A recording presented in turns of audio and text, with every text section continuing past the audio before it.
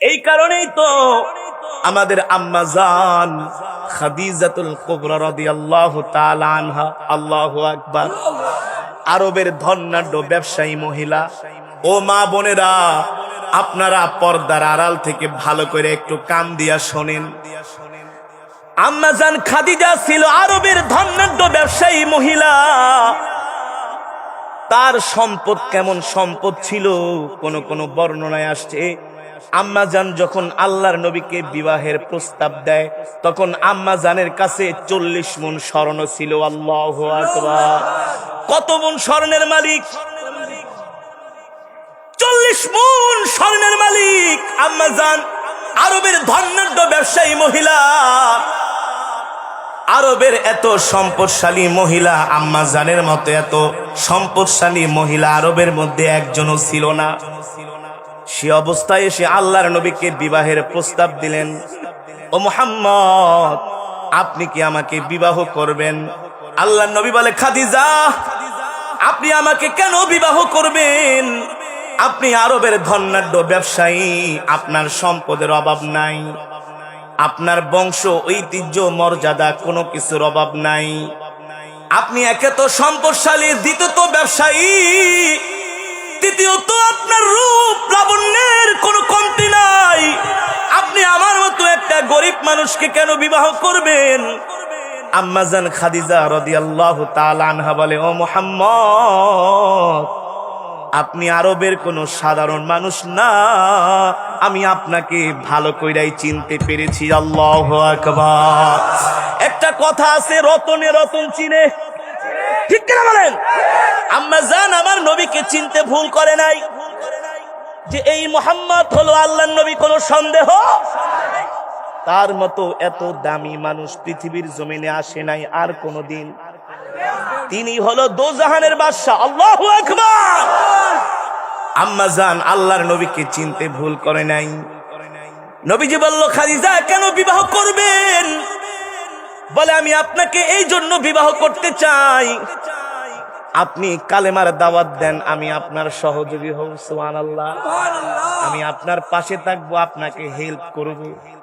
আপনি কালেমার দাওয়াত দিবেন, আমি আপনাকে ভাত রান্না করে দিব, আপনার কাপড় ধুইয়া দিব, আপনার খেদমত করব। আপনি যদি চান আমি আপনার সহযোগী হইয়া আমিও খাদিজা কালেমার দাওয়াত দিব। আল্লাহু আকবার।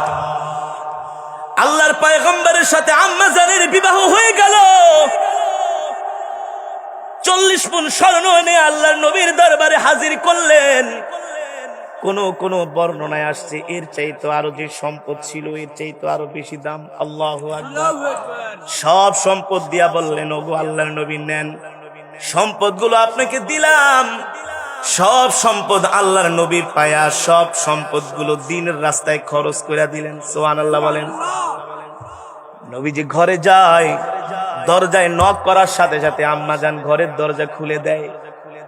শুধু 1 দিন 2 দিন 3 দিন 4 দিন না, এভাবে মাসের পর মাস। অনেক সময় নবীজি কালেমার দাওয়াত দেওয়ার জন্য দূর দূরান্ত যায়। রাত্রে বাসায় আসতে আসতে গভীর রাত্র হয়ে যায়, কিন্তু কোনোদিন 2 বার দরজায় নক করা লাগে নাই। একবার নক করলেই সাথে সাথে দরজা খুলে দেয়। আর জোরে বলেন সুবহানাল্লাহ। কত সম্পদ দিয়া বিবাহ করেছি। আল্লাহর নবী জিজ্ঞেস করে, একদিন ঘরের ভিতরে ঢুকে আম্মা জান খাদিজা তখন ঘরের দরজা খুলে দিলেন। পয়গম্বর বলে, খাদিজা রে, আজ পর্যন্ত ঘরের দরজায় 2টা নক করা লাগে নাই, 1 নককেই তুমি দরজা খুলে দিছো এক আওয়াজে। কারণ কি? তুমি কি রাত্রবেলা ঘুমাও না? আম্মা জান খাদিজা বলে, গো আল্লাহর পয়গম্বর, খোদার কসম করে বলি, আমি আপনাকে বাহিরে রাইখা আমি খাদিজা ঘুমাইতে পারি না। কারণ সব সময় আমি চিন্তায় থাকি কোন সময় না কাফেরেরা আমার স্বামীর উপরে আক্রমণ করে। আপনাকে ঘরে রাইখা আমার ঘুম আসে না। হঠাৎ করে আল্লাহর নবী আম্মা জানের দিকে তাকায় দেখে আম্মা জান যে কাপড়টা পরিধান করেছেন এই কাপড়টা এমন সিরা সিরেছে, ছিটতে ছিটতে ওই কাপড়ের মধ্যে এখন আর তালি দেওয়ারও জায়গা নাই। এই দৃশ্য দেখে নবীজির চোখ দিয়া টপ টপ করে পানি পড়তেছে। আম্মা জান নবীকে জড়ায় ধরলেন, ওগো প্রাণের স্বামী, আপনি কি আমার কোনো আচরণে কষ্ট পেয়েছেন? আপনি কান্না করেন কেন? আপনার চোখের পানি আমি খাদিজা সহ্য করতে পারি না। আমি কি আপনাকে কোনো কষ্ট দিয়েছি, কোনো বেয়াদবি করেছি কিনা? আপনি কেন কান্না করতেছেন? রাহমাতুল লিল আলামিন বলে, খাদিজা, তুমি আমাকে কোনো কষ্ট দেও নাই। তুমি যে কাপড়টা পরিধান করেছো এত ছিঁড়া ছিঁড়েছে, এত তালি দিয়েছো, এর মধ্যে এখন আর তালি দেওয়ার কোনো জায়গা নাই। তুমি আজ পর্যন্ত কেন বলো নাই তোমার কাপড়ের প্রয়োজন? এই কথা কেন আমাকে একবারও জিজ্ঞেস বললা না? আম্মা জান বলো, গো আল্লাহর নবী, আমি জানি আমার স্বামীর পকেটে পয়সা নাই। আমি যদি আপনাকে কাপড় আনতে বলি, আপনি যদি না আনতে পারেন, আপনি নিজে আরো বেশি কষ্ট পাবেন, ঠিক কিনা বলেন? এই কারণে আমি আপনাকে কোনোদিন কাপড়ের কথা বলি নাই। এই কথা শোনার পরে আল্লাহর নবী বলে, খাদিজা, 40 মণ স্বর্ণ নিয়ে আমাকে বিবাহ করলা, একদিনও জিজ্ঞেস করলা না ওই সম্পদগুলো আমি কি করেছি? আম্মাজান খাদিজা বলে, আমি জানি আমার প্রাণের স্বামী ওই সম্পদগুলো আল্লাহর রাস্তায় দান করে দিয়েছি। আল্লাহু আকবার। ও মা বোনেরা, আম্মাজান খাদিজা কেমন ছিলেন? এত সম্পদ নিয়ে আল্লাহর নবীর সাথে বিবাহ বন্ধনে আবদ্ধ হলেন। কোনদিন আল্লাহর নবীকে জিজ্ঞেস করে নাই সম্পদগুলো কোথায়, কি করছেন? সব আল্লাহর নবী দান করে দিয়েছেন। এবার আল্লাহর পয়গম্বর বলে, খাদিজা, তোমার এই ছিঁড়া কাপড়, তালিওয়ালা কাপড় দেখে আমি সহ্য করতে পারি না। আম্মাজান খাদিজা আল্লাহর নবীর হাত দুইটা ধরে বলে, ওগো নবীজি, আমি আপনার কাছে কোনো শাড়ি চাই না, গয়না চাই না, বাড়ি চাই না, সম্পদ চাই না, কিছুই চাই না। তবে আপনার কাছে আমি একটা জিনিস চাই। আল্লাহর পয়গম্বর বলে, খাদিজা কি চাও, কি চাও? বলে, আমি আপনার কাছে 3টা জিনিস চাই। আল্লাহর পয়গম্বর বলে, বলো খাদিজা, তুমি 3টা জিনিস কি চাও? মাজান বলে, ওগো নবীজি, আমি কবরের আযাবকে খুব ভয় করি। ওই কবরে আমি একা একা কিভাবে থাকবো, এই চিন্তা, এই পেরেশানি আমি ঘুমাইতে পারি না। আল্লাহু আকবার। আমাদের আম্মা জান আল্লাহর পয়গম্বরের প্রথম স্ত্রী। আল্লাহু আকবার। যার জন্য আল্লাহ জান্নাতটা রেডি করে রেখেছেন, সে আম্মা জান খাদিজাতুল কুবরা রাদিয়াল্লাহু তাআলা আনহা বলেন, আমি তো কবরের আযাবের ভয়ে রাত্রিবেলা ঘুমাইতে পারি না। সব সময় আমি টেনশনে থাকি কবরের আযাব নিয়া। তবে আপনার কাছে আমি 3টা জিনিস চাই, আপনি দিবেন কি দিবেন না? সরকারে দো আলম বলে, খাদিজা কি চাও? বলে, ওগো আল্লাহর নবী, আমি যখন ইন্তেকাল করব, আমার ইন্তেকালের পরে আপনি বাজার থেকে কোনো কাফনের কাপড় কিনে আনবেন না। আপনার এই গায়ের জুব্বাটা দিয়ে কাফনের কাপড় বানায় আমাকে দাফন দিয়া দিবেন।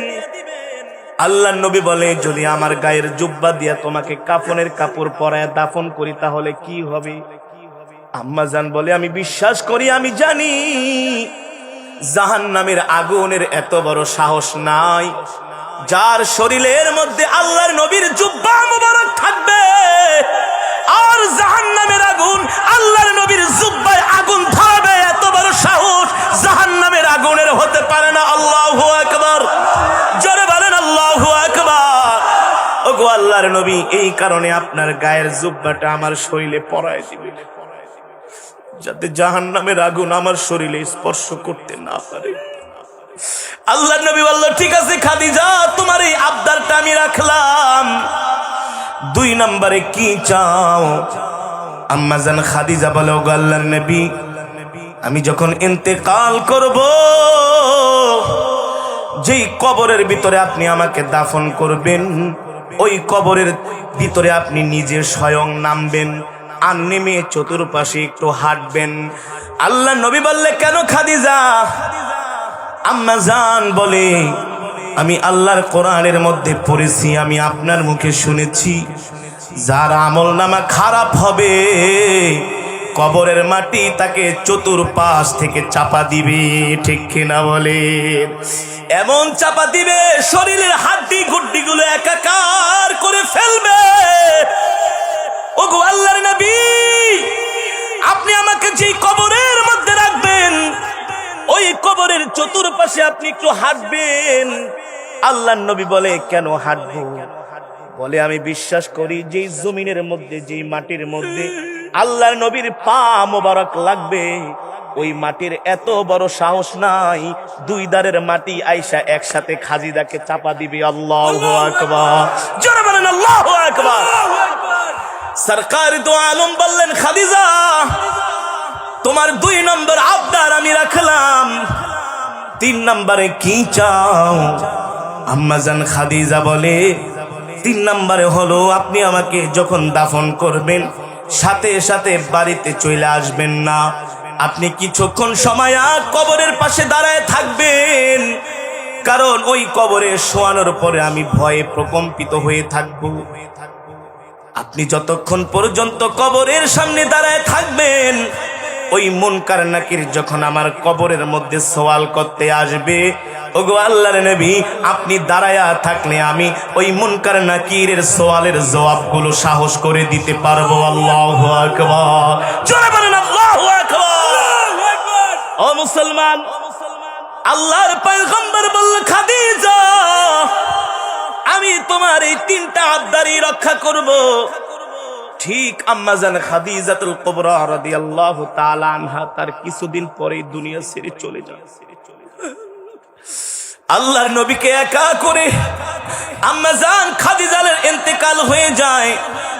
আম্মাজান খাদিজার ইন্তেকালের পরে আল্লাহর নবী এতটা ভেঙে পড়েন, এতটা অসহায় হয়ে পড়েন, তার কারণ হলো আম্মাজান খাদিজা আল্লাহর নবীকে ছায়ার মতো সব সময় তার পাশে থাকতেন। ঠিক কিনা বলি?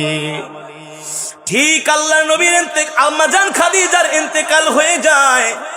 আম্মাজান যেভাবে বলেছে আল্লাহর নবী ঠিক সেভাবেই করেছে, তাকে দাফন দিয়েছে। কিন্তু যখন আম্মাজানকে কবরের মধ্যে শোয়ানো হলো, সাধারণত নিয়ম হলো মানুষ যখন মারা যায় তার চেহারা মুবারকটা পশ্চিম দিকে ফিরানো থাকে। ঠিক কিনা বলেন? কোন দিকে ফিরায়? কিবলামুখী। কোন দিকে? কিন্তু বারবার আম্মাজানের চেহারা মুবারকটা কিবলার দিকে ফিরায়। চেহারাটা কিবলার দিকে ফিরে না, সরাসরি চেহারাটা আসমানের দিকে হয়ে যায়। আল্লাহু আকবার, জোরে বলেন আল্লাহু আকবার। এভাবে 1 বার 2 বার 3 বার হওয়ার পরে আল্লাহ তাআলা জিব্রাইলকে পাঠায় দেয়, ও জিব্রাইল যাও যাও আমার বন্ধু হাবিবকে যে বলো খাদিজার চেহারা কিবলার দিকে ফিরবে না, তার চেহারা আসমানের দিকে ফিরবে। কারণ আমার খাদিজা দ্বীনের জন্য এত কোরবানি করেছে, এত ত্যাগ স্বীকার করেছে, এই কারণে স্বয়ং আমি আল্লাহ রব্বুল আলামিন আরশে আজিমে বসে বসে আমি আল্লাহ নিজে খাদিজার চেহারাটা দেখবো। আল্লাহু আকবার, জোরে বলেন আল্লাহু আকবার। আম্মাজানের চেহারাটা কোন দিকে ফিরায় রাখবা? আসমানের দিকে। কোন দিকে? আল্লাহ বলতেছেন স্বয়ং আমি আল্লাহ নিজে আসমান থেকে আমি আমার খাদিজার চেহারাটা তাকায় তাকায় দেখব। আল্লাহু আকবার। ও মুসলমান, আল্লাহর নবীর স্ত্রী আমাদের আম্মাজান খাদিজা, স্বয়ং আল্লাহর নবী নিজে সাহাবীরা কবরের আযাবের ভয়ে থরথর করে কেঁপেছে। ঠিক কিনা বলেন? হাসরের মাঠে আল্লাহ বিচারের মাঠ কায়েম করবে। এই দুনিয়াতে যত আকাম সাকাম করছো সব কিন্তু আমলনামার ভিতরে কি থাকবে? ওয়াকুল্লু ইনসানিন আলজামনাহু তায়রাহু ফি উনুকিহি ওয়া নুখরিজু লাহু ইয়াওমাল কিয়ামাতি কিতাবান ইয়ালকাহু মানশুরা ইকরা কিতাবাকা কাফা বিনাফসিকা আল-ইয়াওমা আলাইকা হাসিবা। আল্লাহর নবী বলে, ও সাহাবীরা, মরণের পরেই মানুষের কিন্তু জীবন শেষ না, মরণের পরে কিন্তু জীবন শুরু। তুমি মনে করো না তোমার ইন্তেকাল হয়ে গেছে, তুমি বাইচে গেছো। না না না, তোমার মরণের পরেই কিন্তু আসল খেলা শুরু হবে।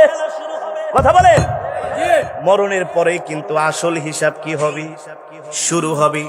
আল্লাহ হাসরের মাঠে আপনাকে আমাকে উঠাবে, আর সবার গলার মধ্যে আল্লাহ তাআলা আমল নামাটা ঝুলায় দিবে। কি করবি?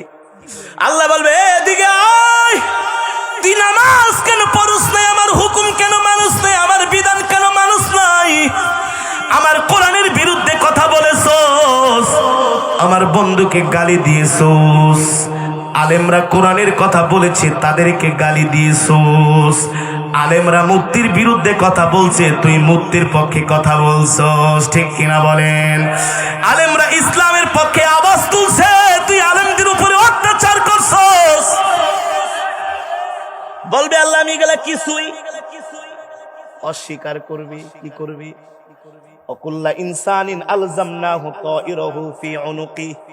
এই অবিশ্বাসীরা শুইনা রাখো ভালো করে, আমলনামা বুকের ভিতরে ঝুলবে। আল্লাহ বলবে তোর আমলনামা তুই নিজেই পড়। ইকরা কিতাবাকা কাফা বিনাফসিকা আল-ইয়াওমা আলাইকা হাসিবা।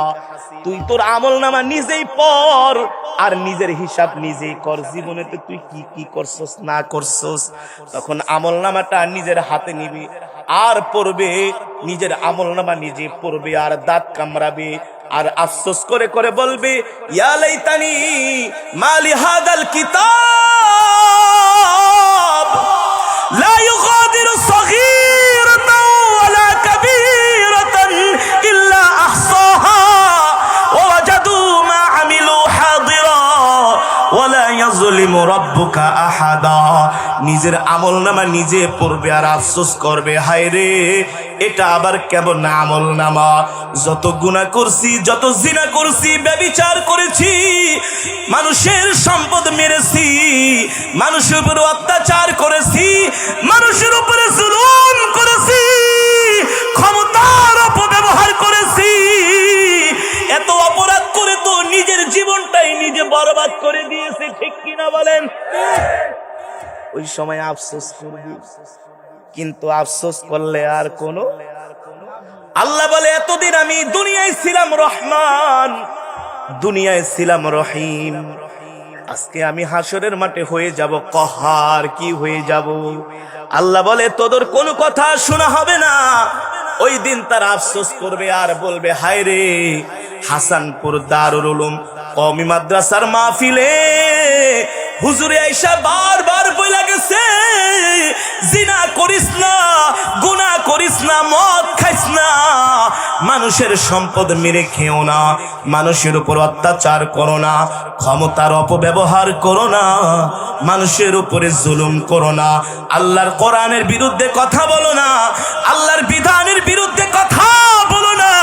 হায়রে ওই দিন ওয়াজ শোনার পরে যদি তওবা করে ভালো হয়ে যাইতাম, আজকে হাসরের মাঠে আজকে আমাকে বিচারের কাঠ গড়ায় দাঁড়া